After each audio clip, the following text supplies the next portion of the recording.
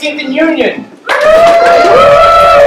And Live Girls Cupcakes Reading, 2018. Live Girls has been doing new work by women since 1999. Next year they'll be celebrating the 20th. We'll be celebrating our 20th 20 years, which will be huge. So you can go online and get more details about all the stuff that's coming up. There's 18th Union is an amazing place. If you haven't been here before, raise your hand if you have not been to 18th and Union. Well, welcome. There's a wealth of artistry occurring here. Tomorrow there's another Live Girls reading, another play. What play is being read tomorrow?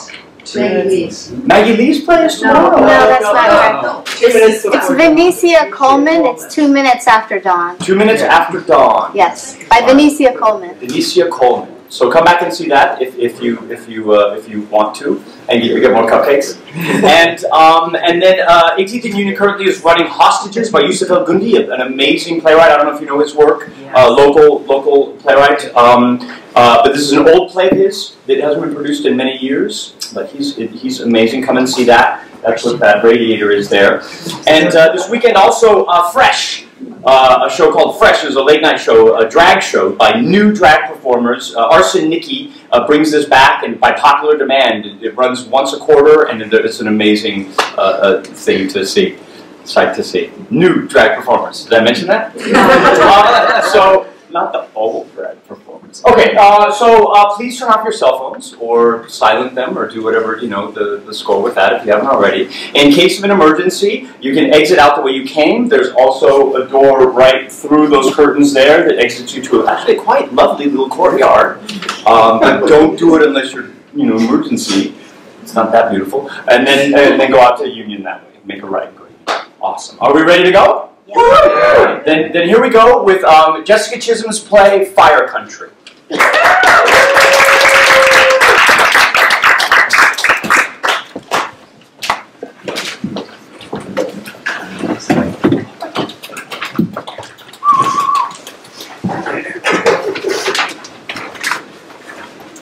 Fire Country by Jessica Chisholm. Cast of characters in order of appearance. Mr. Silva and Remus Silva, CEOs of Romco. Raina Cannon, Executive Assistant to Mr. Silva, also a Firewolf. Amy Solario, Wolf Researcher and Biologist, also Firewolf. Louisa Lou Perkins, Sole Proprietor of Ineus Motel, General Store, Bar, Cafe.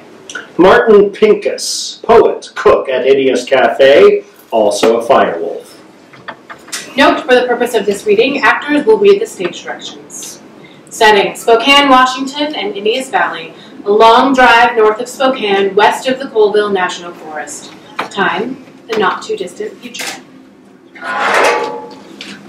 The top floor of the tallest building in Spokane, Washington. Mr. Silva stands in the shadows behind a large glass desk, his palms resting on the corners of the table, tripod-like. His head is down, his face obscured in darkness. A candle flame flickers and sparks somewhere on his desk. He slowly cracks his neck, a gesture that brings up a large error screen behind him.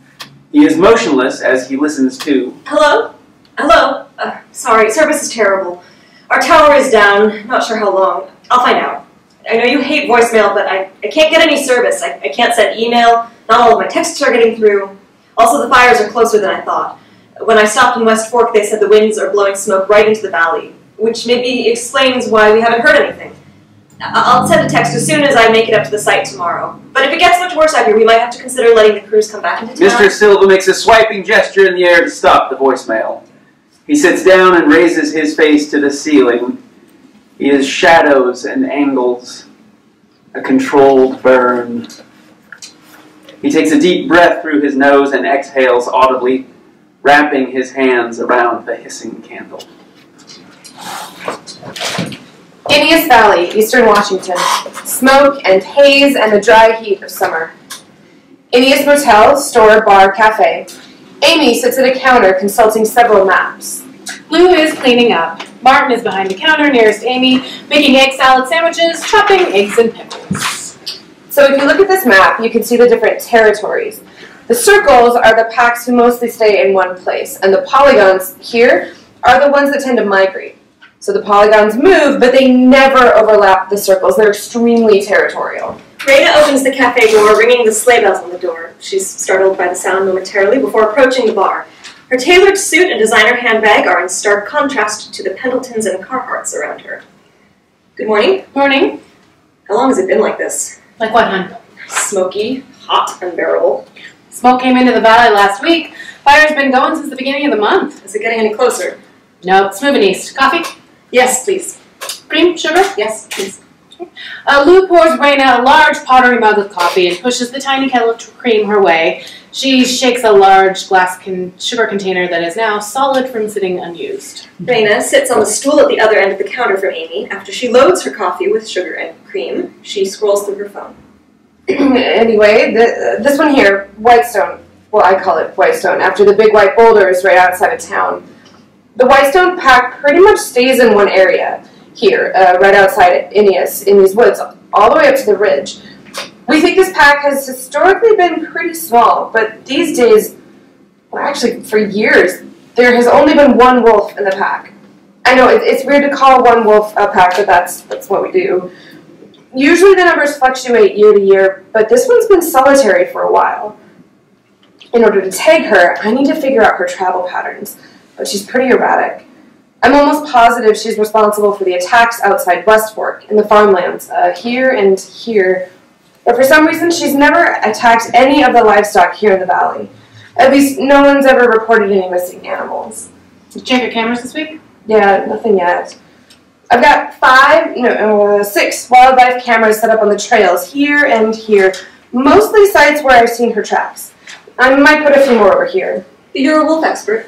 No, I'm a biologist. Neat. Animal behavior is so interesting. I took a read. We've been working with some wolf experts on the Ronco project. You're with Ronco? I work for Ronco, yes. Raina's here to check out the construction site, make sure everything's on schedule. That's right. We're having a few communication issues. The service out here isn't great. The cell tower you set up isn't transmitting. The nearest one is out in West Fork. You can drive out there for service. Right. Which wolf conservation groups are you consulting with? I'm not sure. We've been in contact with quite a few experts in the conservation field. We definitely don't want to disturb any of the animal populations here or in West Fork. So you think it's inevitable? Considering the deforestation We and... really don't know the scope of the project at this point. Right now we only have plans to build one complex. Even though you own 90% of the Our valley. goal is to not disturb any of the native species. That's impossible! Amy, I'm sure Raina would be happy to tell you about the project after she has some breakfast. We're gonna get free. Thank you, but I should be going. Martin tosses Lou a brown bag lunch that he has prepared. Here, at least take a sandwich with you. You taking Palatine or the Fire Road? I'm not sure. That's right, Palatine Hill. Do you have 4-wheel drive? No. Good luck. Be careful out there. Martin said the smoke's pretty bad, worse than here. You should probably bring a bandana or something in case you need to breathe. I won't be out there very long. Thanks for the information. I gotta get going. Honestly, I wouldn't bother. What do you mean? No one's up there. Your boss sent everyone home weeks ago. Ask Martin. Who's Martin? Once called Sonny, never called a bird brain. Once called brother, never called a ball and chain. Once called Uncle M, never called a bird, and Mama called me late from lunch. But you could call me Martin. Martin returns to vigorously dicing pickles, singular in his focus. Martin was here when the guy from Ronco showed up. He's one of our CEOs. He was living with Martin. Martin let him stay in one of his cabins. Come ye and rest your head, lest you be weary and forlorn. Shanty mine among the pines shall keep you safe and warm.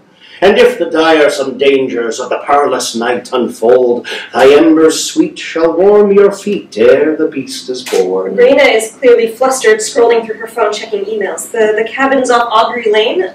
I'm headed out there this afternoon. No one's seen him. Well, we've been in communication with him. I'm sure we'll get everything straightened out. I'm sure you will.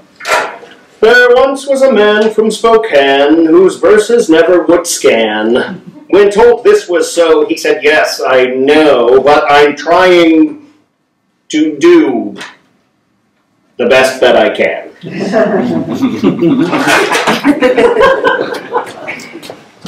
Ineas Valley Trail, late afternoon. Amy hikes up to a clearing carrying a large backpack. She wears a damp bandana over her mouth and nose. She consults her map and quickly sets up the wildlife camera. After she straps the camera to a tree, she pulls her bandana down and takes a breath. How to Catch a Wolf. Chapter 1. Leave no trace. No tracks, no scent. Shower and scrub off every drop of that stinky human smell. Antiperspirant. Check. Floral bouquet. Be sure to bring your favorite brand of spearmint gum. It masks the musky odor of saliva. Well, now that you're fresh and clean as a daisy, she unzips her backpack. Lay down the tarp. Put on the gloves. Now dig a hole. Not too deep, just a few centimeters. Perfect circle, like a hole for a 9-inch pizza. I'm hungry. Now the trap. Amy removes a number 9 sized iron trap, modified for catch and release. She moves extremely slowly, setting it down in the shallow hole. Gently now. Don't trap yourself. Check the edges. Smooth, waxed rubber for her comfort. She removes 2 metal stakes and a hammer from her bag. Don't want to hurt you, little lady. Just want to catch you. Hammer the stakes. 1, 2, 2 stakes. High stakes. Not too high. Now all the way in. Let the ceremony begin. Set the trap. Set the trap. She carefully sets the spring-loaded trap using her body weight. Don't sweat. Don't shed a hair. Don't shed a skin cell. And shut your trap. Shut your trap! Now gather your sticks and stones where you may. Still life with a ladybug. Amy removes a tiny bottle of liquid from her pocket and carefully unscrews the dropper. How to Catch a Wolf. She places 1 drop on the pile of leaves. Ding. My own special recipe. Blood, sweat, urine, and turpentine. Raina in her room at the Ineas Motel. She sits on the floor and has her laptop balanced on the luggage rack. She's clearly flustered and her notes are in disarray. Also, the top floor of the tallest building in Spokane. Mr. Silva stands behind his desk, hands clasped behind his back, watching his dancing candle. He gestures, and Raina appears on the screen behind him. After I searched the cabin, I talked to a man at the gas station on Ineas Valley Road. Ineas Gas, a man named Dave Fouts. He said his brother came up from Spokane to work on the project, but then when he got to the site, there was nobody there. Mr. Fouts supposedly met somebody else, sorry, I don't have a name for this person, who told him Remus had sent everyone home as soon as he got here, which doesn't line up with the timeline we had. But when I logged into his laptop, I found a series of emails set up to send to us every other day or so, so you were right about that. I'm not sure how he managed to put a hold on construction without one of our vendors contacting us for verification, but I'll contact the project managers tomorrow.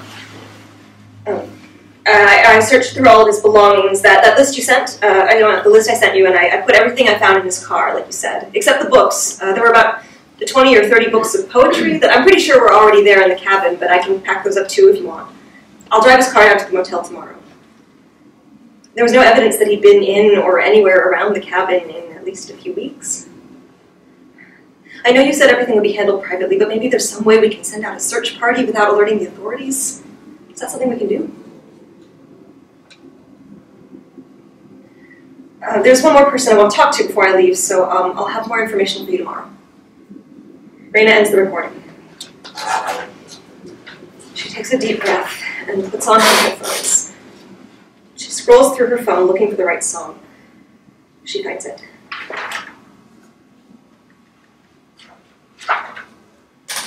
After the wash, before the fire, I will decay, melt in your arms as the day it's the night. We will sit by candlelight.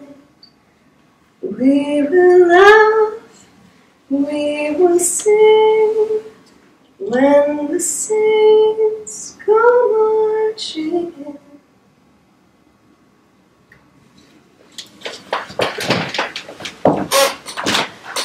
Amius Motel Store Bar Cafe. The next afternoon, Lou is packing for a hunting trip. Amy eats a tuna melt. Her maps are on the counter nearby. There's the faint chirping of house martins. How long will you be gone? Hard to say. Gonna hike into my usual spot next to the lake, do some fishing, probably head east from there. Aren't you worried about the fires? Coming into the valley? No, not gonna happen. How do you know? Fires stay in the north where it's dry. And the big ones don't change until September. Since forever, they don't change. Even if they did, the fires would spread up north toward the border, not down here. What about the smoke? It's worse today. Air quality is 190. It's worse than Beijing. They say that every year. It's much better at the lake. It'll probably clear in the next week or so. Well, if you're not worried, I'm worried for you. Forest fires can change in an instant. One moment they're miles and miles away, and the next moment the whole valley is on fire. And what if you're out camping in some remote area? You might be trapped, and no one would even know how to find you. You have a very vivid imagination, my dear. Like I said, not going to happen. Sure you don't want to come along? Might spot that wolf of yours. I doubt it. She's never gone over the ridge, as far as I can tell. Besides, I need to stay here and apply for more grants, which means filling out forms for hours. It's the worst part of my job. I thought you lost your job at UW. I did. I'm doing my own research now. Now, I wasn't the only one that cut the entire program. But I've been working on this for so long, it just felt wrong to abandon everything. Especially when I was so close to getting all of them tagged. And even though it's smoky, it's the perfect time to take a wolf without interference. No one else is out there. But if the fires get any closer, she'll probably leave the valley and I'll never find her. Did you get that grant you're talking about? No. It's really hard to get grants without a job. And it's really hard to get a job when you're living out of your car. Who knows? It's not like I haven't been down this road before. I was so determined to get into that program that I didn't even care that they weren't offering any kind of assistance. And now I owe Sally Mae $100 grand. I'm sorry, I'm in a terrible mood. Maybe I should just go back to bed. Go, take a nap. You've been working hard. Order some room service. I don't want to jinx it, but one of my mentors recommended me for a project that could be pretty lucrative. I should probably follow up on that. Forget about these traps for now. I might not see you for a while. It's been nice having company. Usually it's just me and Martin this time of year, and all the little birds in the eaves. Thanks for letting me set up camp here. We'll miss this place. So I really only budgeted for 1 week out here, and I know you already gave me a huge discount. Give me when you can. I know you're good for it. Thanks, Lou. I really appreciate it. You want to take some of these sandwiches Martin made when you go? That would be great. I'm not a huge fan of egg salad, but I would take whatever. You've known each other a long time, huh? Martin? He's like a brother to me.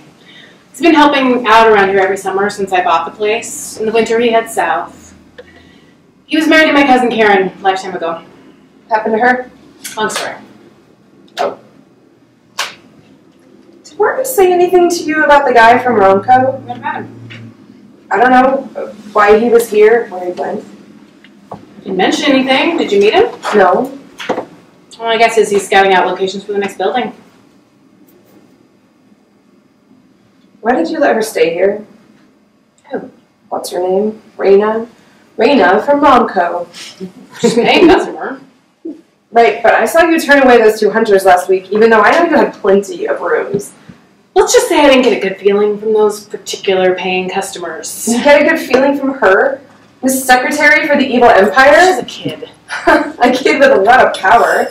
That kid could probably have this whole place leveled in an instant if she wanted to, and erase any evidence that it ever existed. She's a good kid, just doing her job. But why don't you...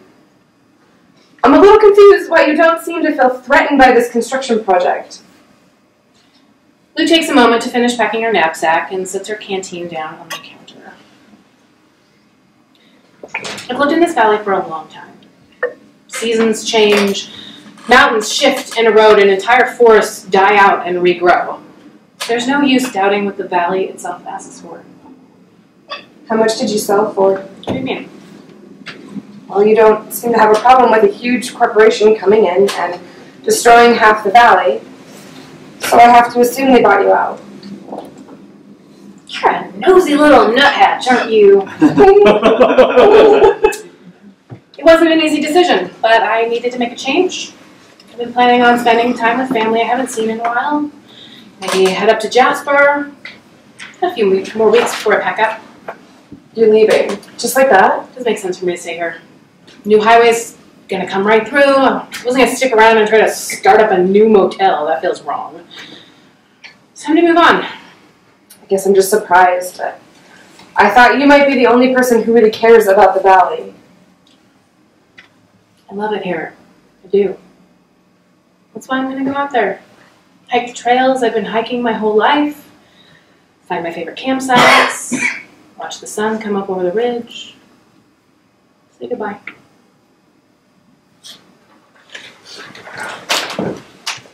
Late afternoon, outside Martin's cabin. Martin is building a birdhouse. He's hammering loudly and whistling a single note repeatedly. Raina walks up out of breath. She's not quite as put together as the day before. She watches Martin hammer for a moment before she speaks. Martin? Martin!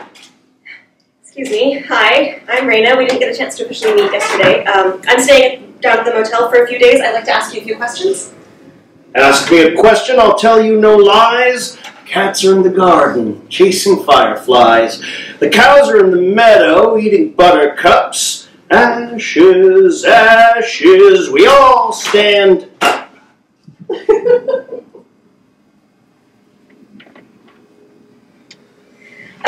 I need to know when you last saw Remus.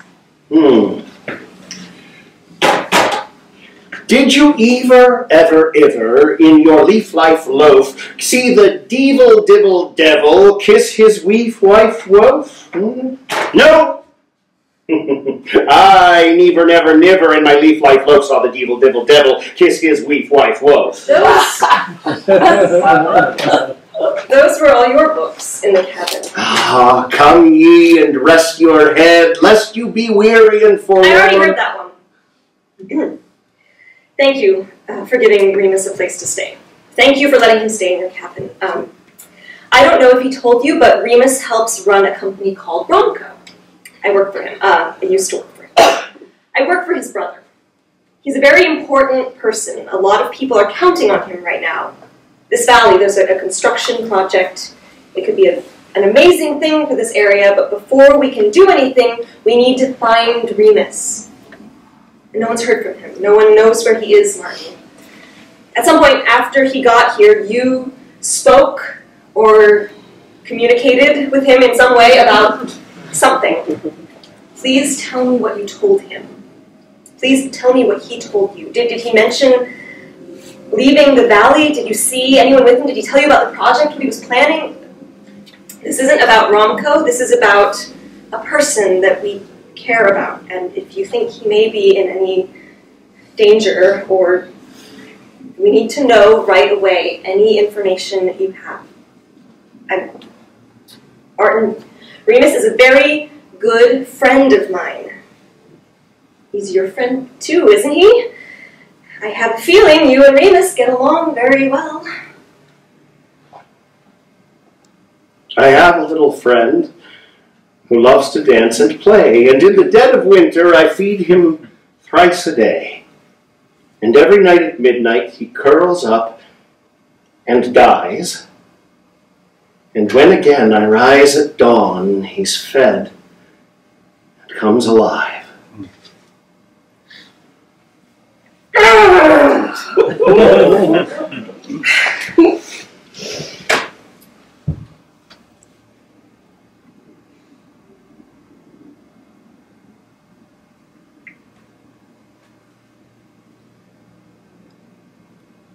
Hello, Martin.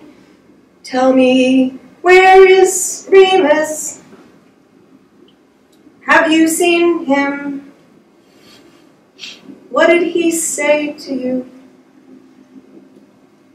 I don't know you, but I want to trust you. You can trust me. I'm not sure what to do.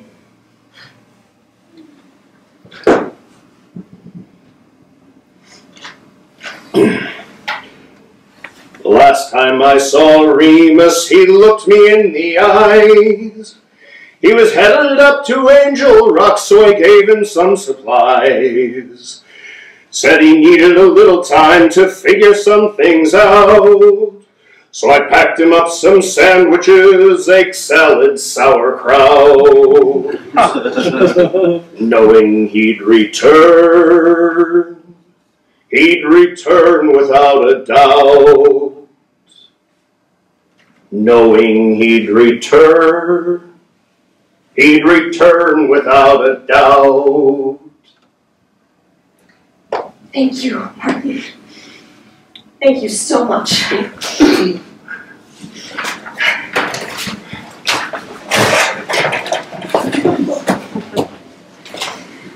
Lou's apartment at the motel. She sits naked in a shallow basin, washing her face and arms in a bath of dried herbs and flowers. Moonlight streams through an open window. Nightfall creeps across the trees, darkening the silver edges where shadows meet. Valley calls to me, daring me to descend, whispering, come in, come in, come in. Sink into my darkness. Let my dry branches tear your skin. Let your blood quench my parched soil and root. Let the tall weeds lash you thick and dry. Let my burdock cling and sting you. My fire thorns prick you. Let the sharp gravel roll down around you as you clamber up my landslide. As you try to find a foothold, a clearing, a respite, a safe place to call your own. And always, always when she calls, I go. There's no use doubting what the valley herself asks for.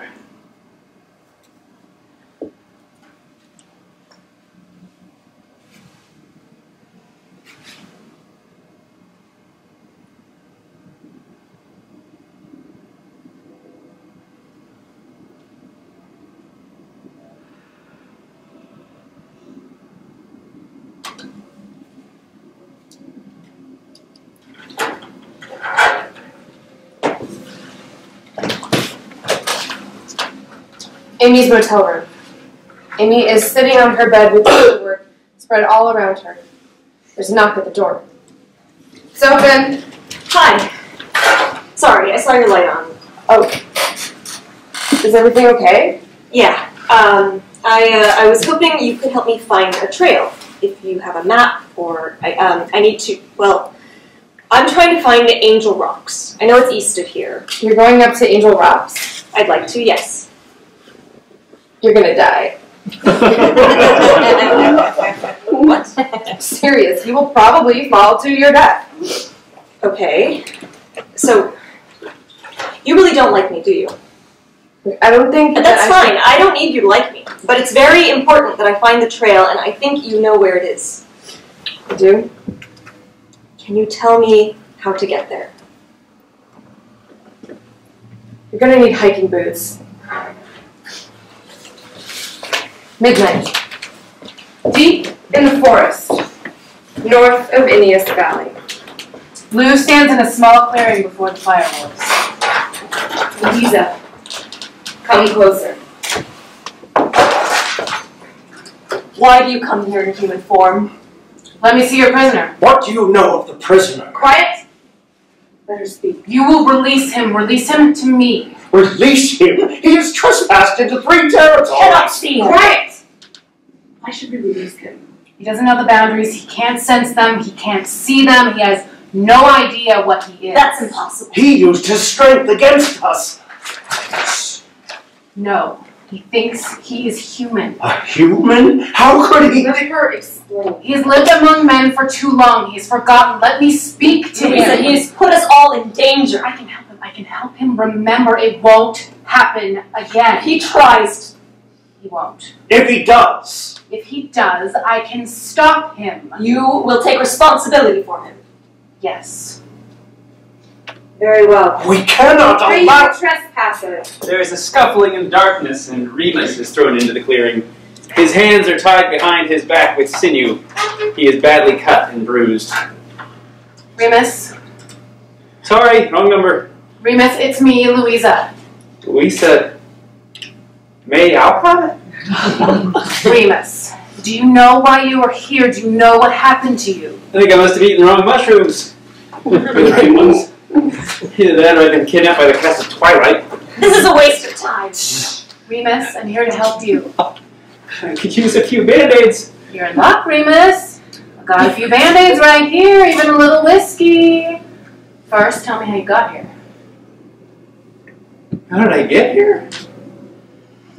A series of unfortunate decisions. Uber. Only $400. And then I basically committed career suicide, which led to some hand-wringing and some basic run-of-the-mill self-flagellation. So then I decided to go on walkabout.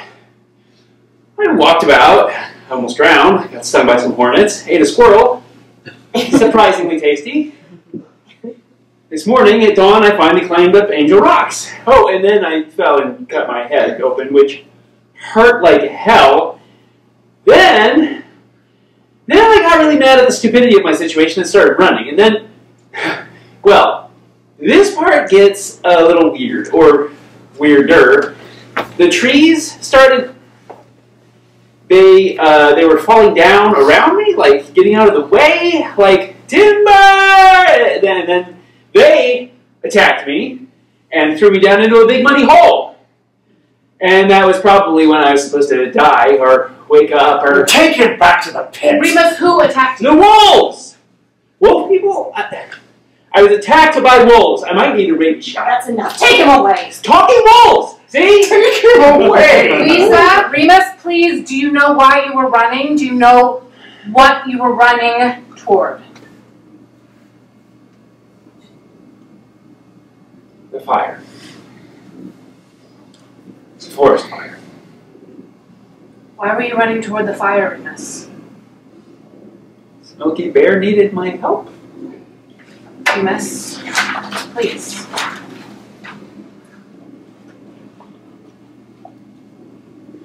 I wanted to die. I wanted to burn.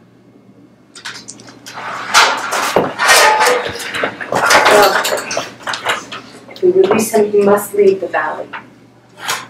He must leave immediately. He must not return. Won't. I'll make sure of that. How can she possibly control? Now. Be careful, Louisa. Thank you. Do you understand, Fire Shadow? You can never return. Remus. Who, me? Sure. I will not return.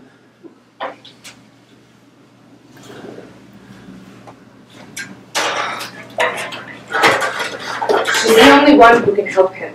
If he doesn't kill her first.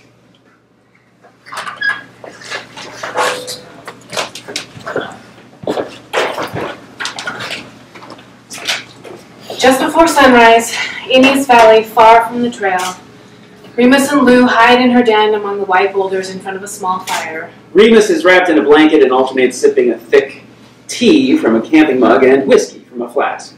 He is exhausted and clearly in pain. Lou crushes herbs for a poultice. The fire grows and dies in response to their words, another character in the scene. As Lou speaks, the fire creates shadows on the cave wall, illustrating her story. A long time ago, fire was an animal, a powerful beast that did whatever it wanted. This was long before man learned how to control it. Fire would burn and destroy everything in its path when it was hungry, and when it was tired, it would rest, glowing embers ready to burn again at any moment.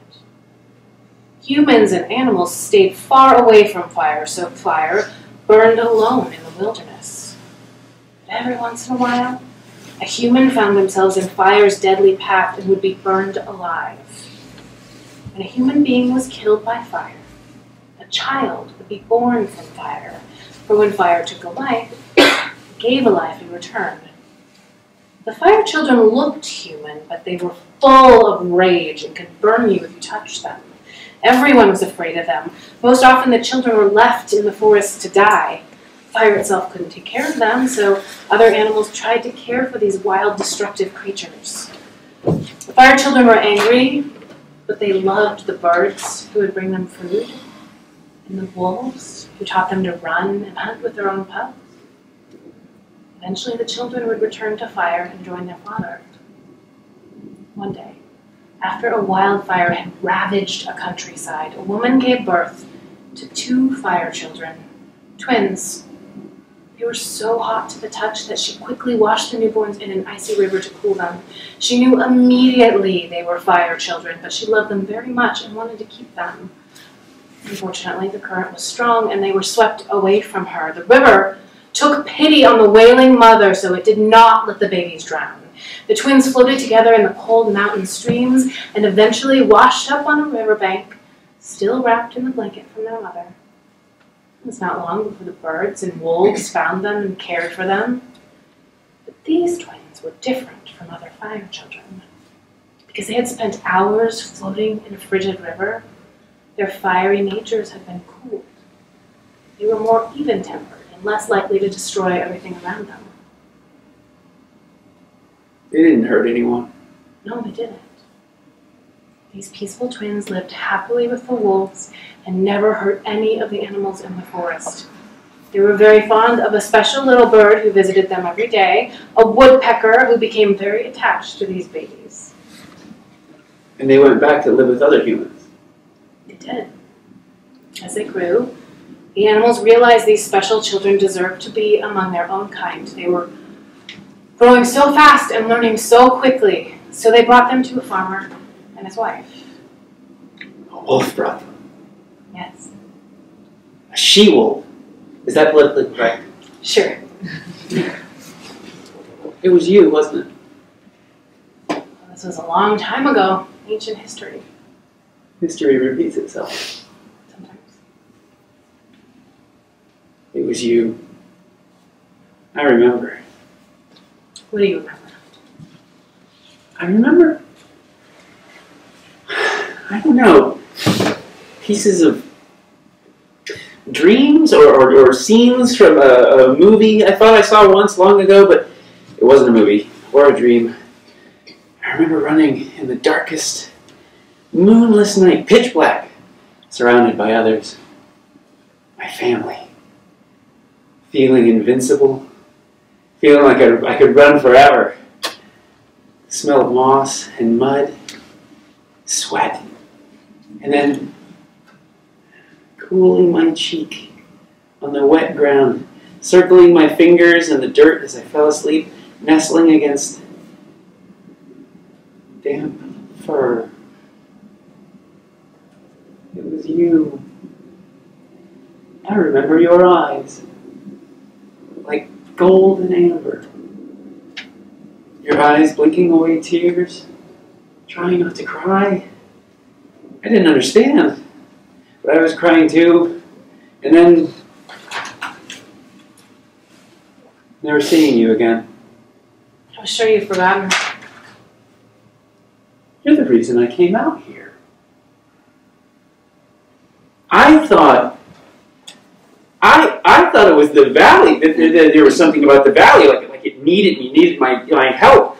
I had a bad feeling about the project from the beginning. I told them I was coming out here to supervise, but I just wanted to stop everything, just cancel all the plans, find another location. Of course, they didn't know that, but they told me not to go.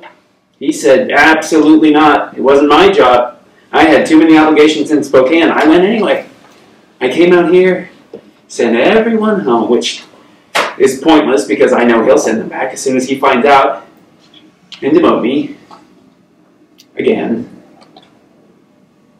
And then, after I spent those nights at Martin's cabin, alone, away from everything, I could feel you somewhere in the valley. Like like a piece of me was here all along. As if my heart was missing outside of my body. Does that make sense? Yes. I'm sorry it took me so long to come back. I'm sorry I didn't find you sooner. It was here, wasn't it? This is where we lived. Yes. I didn't come back here for the longest time after you left, but I couldn't stay away. Too many good memories. Martin told me about you. He said I should have a word or two with Lou, who always knows just what to do, something like that. He said you'd be able to help me decide something, figure things out. I wasn't sure what he meant. You know, if you were real or a character in his story, I didn't make the connection that Lou was you. Good old Martin. Lou kneels down next to Remus and brushes his hair away from a deep cut on his forehead. He winces. She gently applies an herbal tincture to the wound. He relaxes. I'm sorry I was such a jerk in front of your friends. Not really my friends. More like neighbors. But yes, you were a jerk. I thought I was going to die. I thought I was losing my mind. Still feel like I'm losing my mind. You need rest, Remus. We can talk more when you wake up.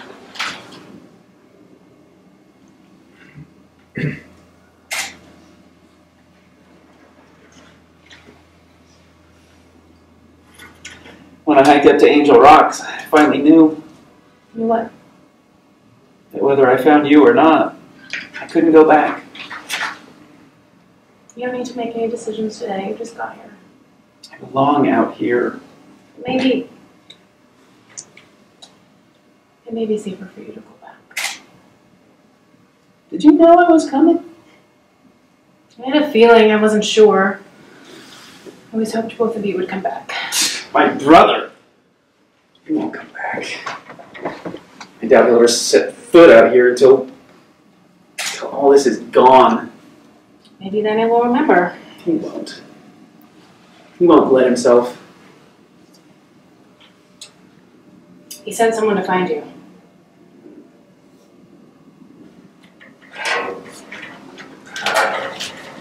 Indius Valley Trail, sunset just above the tree line. The first stars are twinkling in the pink sky over the ridge. Amy hikes up the trail. She almost crashes into Martin, who is coming down the trail. Jesus, you scared me. What are you doing out here? Martin looks back, or turns back to look at the trail. Who's with you? Remus?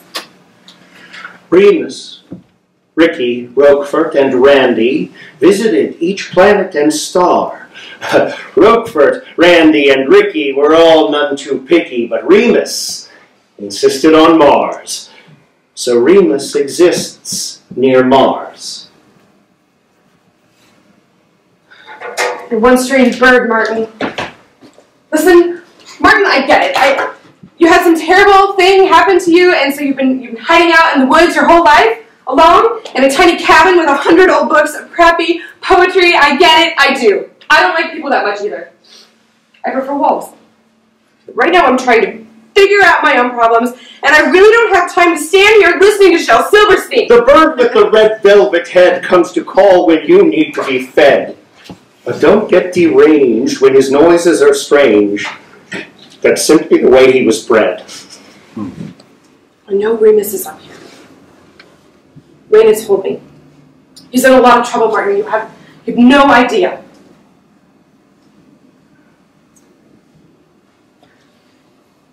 Amy readjusts her backpack and storms down the trail the way she came.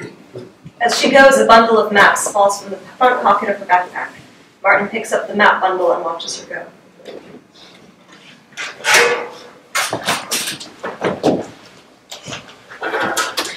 Lou is cooking a small pot of stew over the fire as Remus sleeps. He is wrapped in a wool blanket on the ground. He wakes with a start.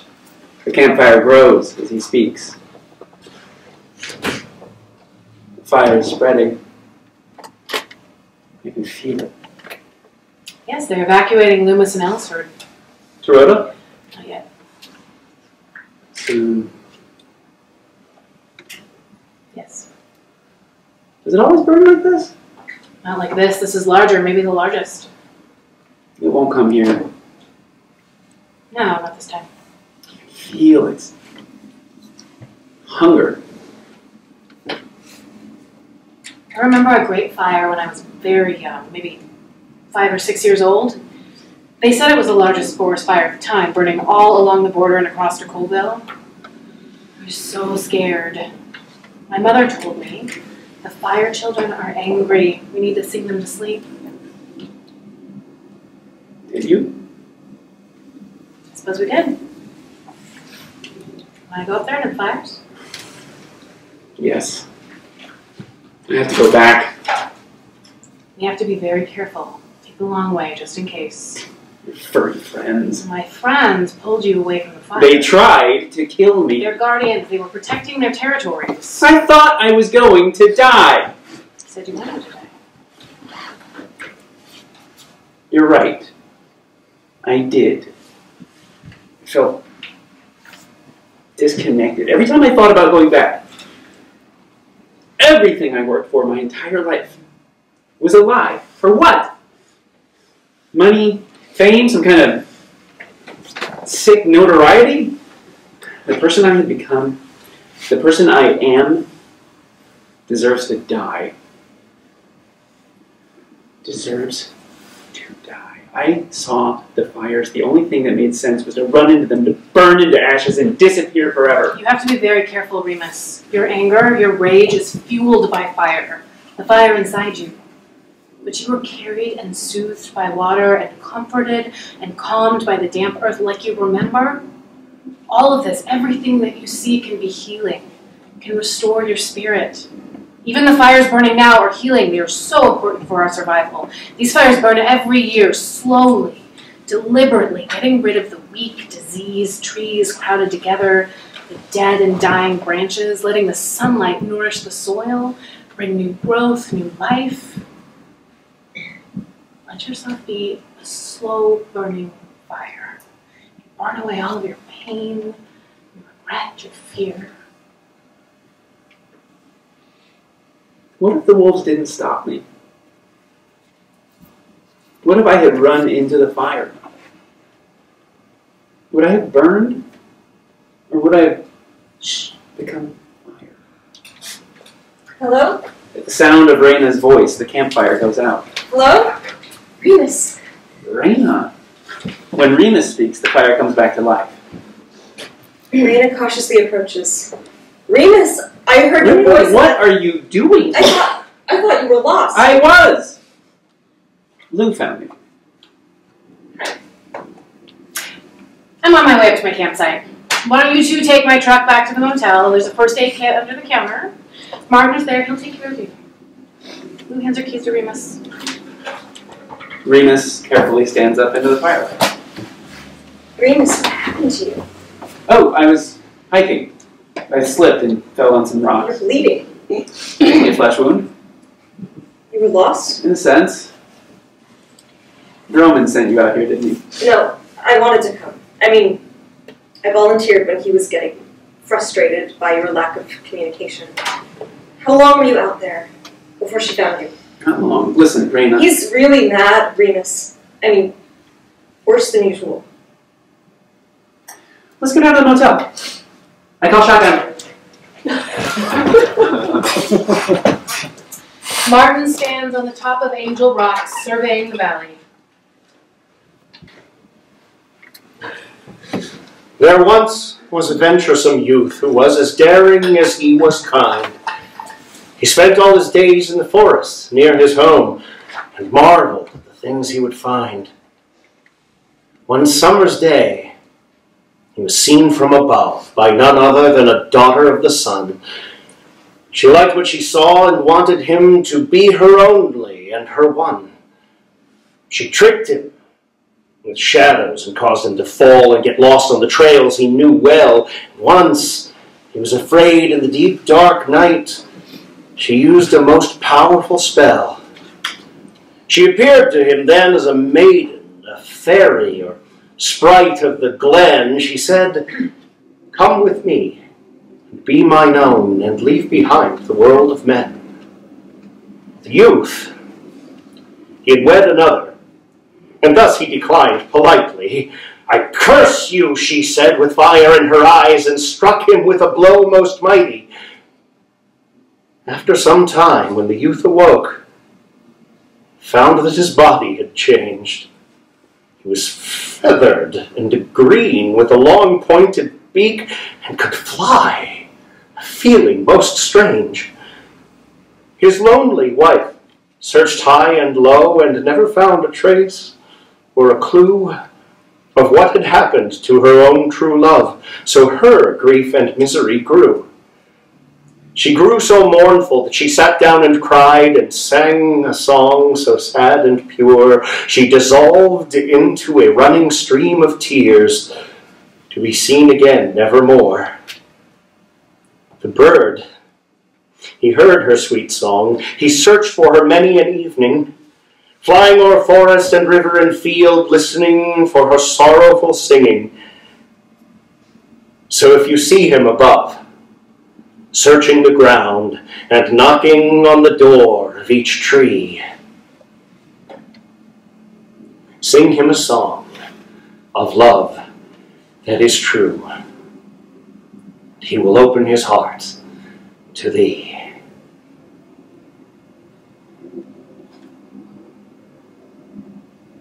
Martin drifts into a thermal air current. Ineus Motel Store Bar Cafe, early morning. Raina is sitting at the bar drinking coffee. Remus is behind the bar, searching for food in the cupboards. Well, the cupboards are bare, but at least the poor dog gets coffee. What? I can't find anything to cook, sorry. Liquid breakfast. This coffee is great, thank you. Did you get any sleep last It's night? pretty good, isn't it? Folgers, the best part of waking up. Wow, that can is from the 80s. Teen 80s. What does aroma roasted even mean? I have no idea. Raina sips her coffee. We need to get you back to Spokane. Raina. To the hospital, you can barely stand up. I'm fine. 'Tis but a scratch. Remus, what happened to you out there? I told you I fell. I was hiking and I fell. But why were you hiking? You came out here to help manage the project. Oh, here we go. Everyone was really worried. Is worried. You sent those vague emails. No one could get a hold of you. I'm not going to argue with you I'm about not this. arguing. I'm simply asking for some kind of explanation. Why? So you can report back and get some kind of doggy bone thrown at you for saving the project, for bringing poor Remus back to his senses? I'm going to save you a lot of time and energy, Raina. I'm not going back. You've been gone a long time, Remus. You disappeared. No one knew where you were, if you were alive or dead. We were about to send out a search party, Remus. That's a lie. Please try to be kind. I'm sorry. I'm not feeling too hot. Obviously. What is not obvious is what actually happened to you. You didn't fall on some rocks. No. I didn't tell him I was going up to Angel Rocks. I won't say anything to him if you don't want me to. He doesn't need to know you're back. Wait. You're wearing hiking boots. Yes, You hiked all the way up to Angel Rocks. almost. I was close, right at the tree line. I left at 5 a.m. You got up at dawn to go hiking. Who are you and what have you done with Raina? Remus, please. Tell me what happened to you. You wouldn't believe me if I told you. I don't even believe it. And if I do? Then you are a rare bird, Raina Cannon. Martin! Oh! You are a sight for sore eyes. Martin sits Remus down at the bar and starts unpacking groceries. Remus tries to help. Martin slaps away his hands. Look at all this! You went all the way into town? Eggs are high in cholesterol, too much fat and cheese. Coffee ruins your kidneys, and so do teas. Fish got too much mercury. Red meat is poison. Salt's gonna send your blood pressure rising. Hot dogs and bologna got deadly red dyes. Vegetables and fruits are sprayed with pesticides. What can I eat that's gonna make me last? Small glass of water in a sterilized glass. Man, have I missed you. Martin begins cooking a feast. Raina, did you meet Martin? Yes, we had a very nice conversation yesterday. He told me you were hiking up to Angel Rocks. I wanted to get to the highest point in the valley. Martin told me I could see forever up there. Did you make it to the top? Yes. What did you see? I saw the never-ending forest to the east, spreading over this valley and the next, a sea of green without a single sign of mankind, not even a power line. I saw the fires in the west, like hot lava oozing over the horizon, smoke billowing out of the trees like fog. It's beautiful out here. It is. I was born out here. I thought you were born in Spokane. So did I, until I remembered. What did you remember? As Remus reveals his memory, Lou enters in a small pool of light. We were born here, abandoned at birth. Lou searches for and finds a basket. A young woman found us and saved us. She raised us as her own. She carefully removes a damp blanket from inside. She holds the bundle close, swaying slowly side to side. We spent our days exploring the valley, learning the names of every plant and tree, every animal, discovering each stream, every hollow log and secret hideaway. There were others, too. We were a family. As we grew, our mother knew we needed more than the valley could provide, other children, school, so she brought us to a farm outside Spokane. The Silva family. Yeah. The woman who found you, who saved you. Does she still live here? She does. It was Lou. It was. And you found her again. That's amazing. She found me. Should we drive back and see her before we leave? Martin, what are you concocting over there? Eggs and bacon and a side of ham can soothe your soul like no other stuff can. Hot cakes, taters, muffins, and cake will ease your troubles, strife, and heartache. I don't know how he does it. Must be magic. Martin sets 2 giant plates of food on the counter. Oh, this is just what I needed. Thank you from the bottom of my cold black heart. This is fantastic. Thank you so much, Martin. Raina casually looks at her phone. He knows you're back. He's sending a card for us. I won't be here. He says it's fine if you want off the project, but he needs to discuss moving forward. Tell him to move forward and come out here. We can have a meeting at the top of Angel Rocks. Smoke begins to seep in from the direction of the motel rooms. Martin quickly grabs a fire extinguisher from under the bar and sprints towards the hallway. Fire! Martin is overcome by smoke billowing forcefully toward him, filling the room. Remus pulls Martin away from the exit and grabs Raina's arm and heads for the door. Smoke is suddenly everywhere all at once, seeping under the front door. Through the windows all around How him. did the fire get here so fast? This is no forest fire. Remus pulls Martin and Raina close to his body as they disappear into the smoke. There is the sound of a large explosion and the roar of a ravenous fire. Lou is packing her campsite, listening to the birds. She drinks water from a thermos, changes her clothes. She's preparing for a long journey. There's a ritual quality to everything she does.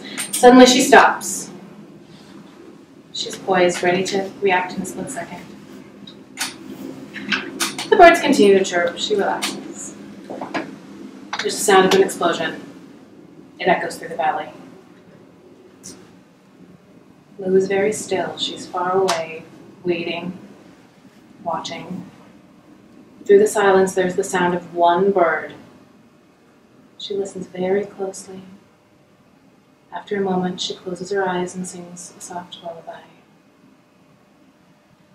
Hush, my love, dry your eyes by the firelight, smoothing your furrowed brow. I'll hold you close as you rest by the firelight, watching the flames die down. Hush, my love, fall asleep by the firelight, breathing so soft and slow. I'll hold you close as you dream by the firelight, watching the embers glow.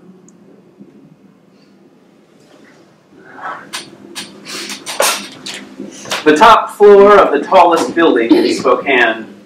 Mr. Silva sits at his glass desk, his back to Amy. Amy faces forward in a pool of light. She is almost unrecognizable. Makeup and hair, suit and heels. Did you file the reports? Yes, I sent them to the Conservation Commission. There won't be any pushback. Thank you for your assistance, Miss Solario. Your presence in the valley proved to be an invaluable resource for us. Unfortunately, due to the unforeseen tragedy at the motel, we have an immediate opening for a high-level project manager that I'd like you to consider. You would, of course, not have any time for additional projects. I'm available immediately. My research in the valley is complete. The lone wolf? Yes. She left the valley shortly after the explosion. Black and white video fades up on the screen. A wolf scrambles over the top of a ridge in slow motion. The wolf looks back into the camera as white smoke creeps into the frame, following her. The video dissolves into static. Blackout. Raina and Martin at a campsite in the dense forest north of Ineas Valley. There's a sound of a distant thunderstorm. Raina sits by the campfire surrounded by maps. She consults the Wolfpack territorial map. According to this map, they can't go any farther than Karaman, or else they pass right through this territory here, Ponderosa. And we know that they're already keeping away from the east side of Copper Butte. I'm guessing now they're headed straight for White Mountain through this area. No Wolfpack territory is anywhere near here. Martin begins chopping wood in a very rhythmic, soothing way. Raina studies the maps. If only the woodpecker sighs.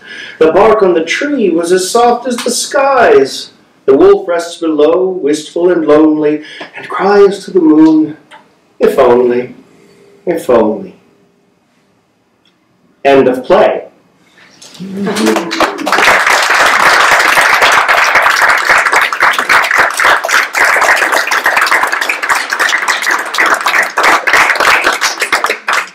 We're going to have a 5-minute break.